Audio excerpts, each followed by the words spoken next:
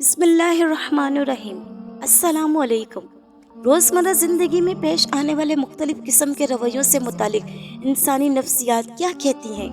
अमूमन देखने में आता है कि एक बहुत ही अच्छे इंसान को इसकी फैमिली वो वैल्यू नहीं देती जो दूसरे लोग देते हैं। जिन लोगों को सूंघने की हंस बहुत अच्छी और तेज़ होती है, इनका दिमाग भी तेज़ होता है। शाम 5 से 7 बजे के दरमियान आपका दिमाग ज़्यादा एक्टिव हो जाता है। जो लोग अपने काम के दौरान दूसरों की मुदाखलत पसंद नहीं करते, वो ज़्यादा अच्छे वर्कर साबित होते हैं। जो बच्चे जल्दी बोलना शुरू कर देते हैं, इनकी याददाश्त बहुत मजबूत होती है। मुख्तसर 1 या 2 लफ्ज़ों में जवाब देने वाले लोग अमूमन ज़्यादा ज़हीन होते हैं। आप आदतन जो सोचते हैं, ज़ाहिरा वही बनते चले जाते हैं। जब आप किसी से हाथ मिलाते हैं तो अगर वो शख्स आपका हाथ फौरन नहीं छोड़ता, तो समझ लीजिए कि आप एक बहुत पुरएतमाद शख्स से मिल रहे हैं।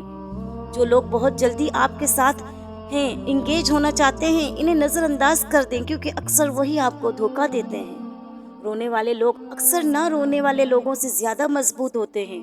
जब आप मुस्कुराते हैं तो आपकी तवानाई कई गुना ज़्यादा बढ़ जाती है।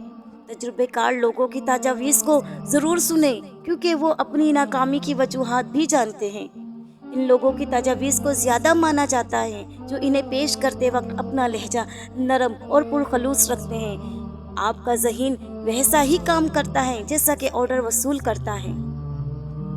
वीडियो अगर पसंद आई है तो लाइक और सब्सक्राइब करना मत भूलिएगा।